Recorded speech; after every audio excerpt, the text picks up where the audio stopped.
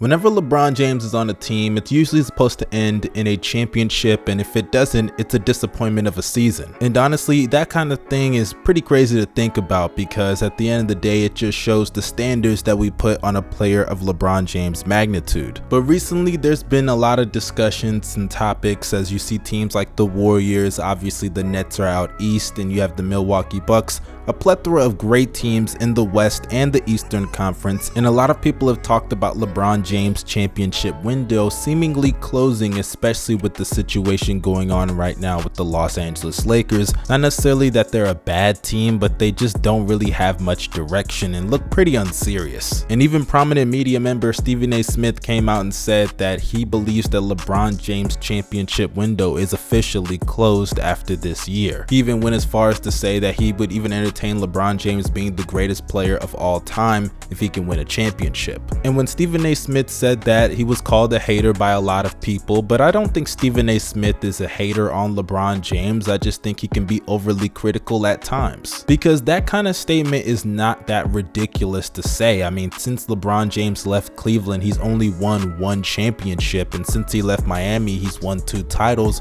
one of them being one of the greatest ones ever, but the other championship coming in the bubble. So it's not like LeBron James winning championships is this guarantee every single season. But because it's LeBron James, and how dare you criticize him, how dare you act like he just is dismissed from this conversation, people are going to take it as hate. And to be fair, I can definitely see through the notion that LeBron James' championship window is just completely closed, because he does have another top 10 player in Anthony Davis on his team, which you can't say that about a lot of players in LeBron's tier. LeBron James competing for championships, as long as he keeps playing at this level, it doesn't seem like it's just completely out of the realm of possibility, because this is LeBron James that we're talking about, King James himself. If you don't think that this guy can muster up another championship run, then hell, what have you been watching over the course of his career? But before we go any further and I talk about if the window is closed or not, if you're not subscribed to this channel, bruh, what are you doing? It's taking you far too long to hit that subscribe button and press that bell for post notifications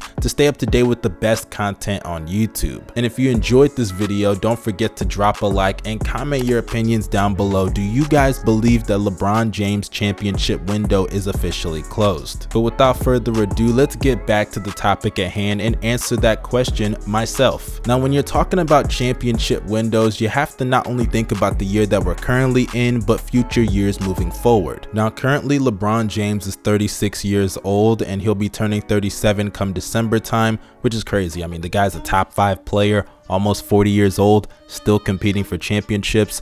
Longevity is insane. But nonetheless, my point in bringing up LeBron James' age is to just signify that going forward, he's not going to be getting any younger. And considering that injuries are just kind of a part of who LeBron James is in some way, shape, or form, not saying that he's like Joel Embiid or Anthony Davis with it, but I assume he's going to have some nagging injuries that stop him from playing a full 82 game season, because he's going to want to load manage, and rightfully so. The guy's pushing 40 years old trying to win championships. You gotta save your body as much as possible. But even if LeBron does that, we don't know if he's going to decline in any phase of his career moving forward. For all we know, LeBron could come out next year and could fall off of a cliff. We haven't seen anybody play at this level, or even an all-star caliber level, this late in their career. I'm sure there are a few exceptions here or there, but considering the guys in LeBron's tier on the all-time scale, none of them really did this. The closest I can think of is Kareem Abdul-Jabbar, or even Jordan when he came back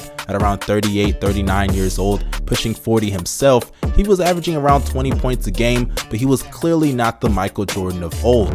In the case of LeBron James, you could argue he's still in his prime. He may not be at his peak, but he's still one of the top 5 to 10 players in the NBA. So I would say he's still in his prime. And assuming that he can play at this level for at least the next 4 to 5 seasons, which is a big if, but let's just assume he can do that, you're then having to look at the rest of the NBA's landscape. Steph Curry is already in his mid-30s along with Kevin Durant and other players and stars like James Harden, Russell Westbrook, Chris Paul. It's not like they're going to be stars for the rest of eternity. And even in the case of Kevin Durant, Steph Curry, those MVP level players, even if they're playing at that level for the next couple of years alongside LeBron James, it's not like their teams are significantly better than the Lakers. And when I say that, I'm not saying those teams aren't better in certain aspects, especially on the defensive side of the ball, as the Lakers defense, yeah, it's pretty iffy. But as far as the talent on those rosters, it's not head and shoulders above the league. Yes, the Warriors are, I believe, 13-2 as I speak,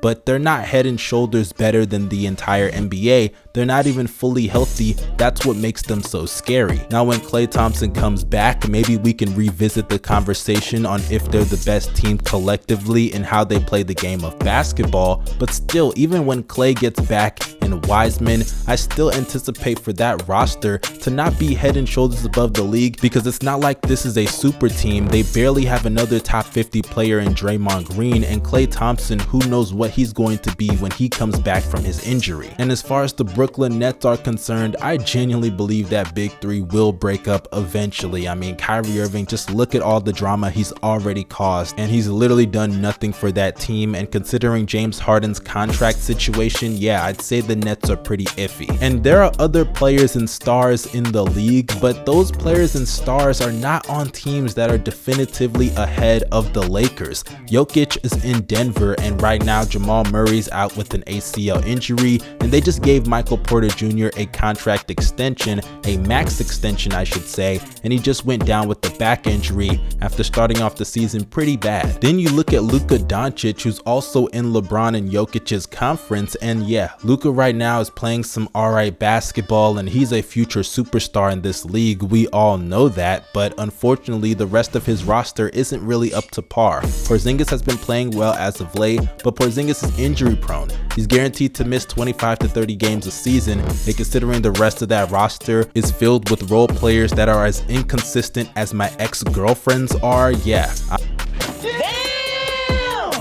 I'm willing to put money against them. And out east, when you're looking at the stars, you have Trae Young, but the Hawks are just not there yet. Giannis Antetokounmpo is a superstar and arguably the best player in the league, but the Bucks are not that much better than the Lakers when you're looking at their talent. It's the way they play collectively that makes you say they're a better team. And I say all of that because it goes back to my main point. LeBron James is one of the greatest players of all time. He's still one of the top 5 players in the NBA, in my personal opinion, when he's fully healthy. And come playoff time, we all know that the LeBron James that we see then is not the same as the LeBron we see in the regular season. And if you still have Anthony Davis on that roster, who is at the bare minimum a top 10 to 15 player in the league, then I don't understand how you can say that LeBron James championship window is closed when the rest of the league can't say that. I mean, how many teams can say they have 2 top 10 players?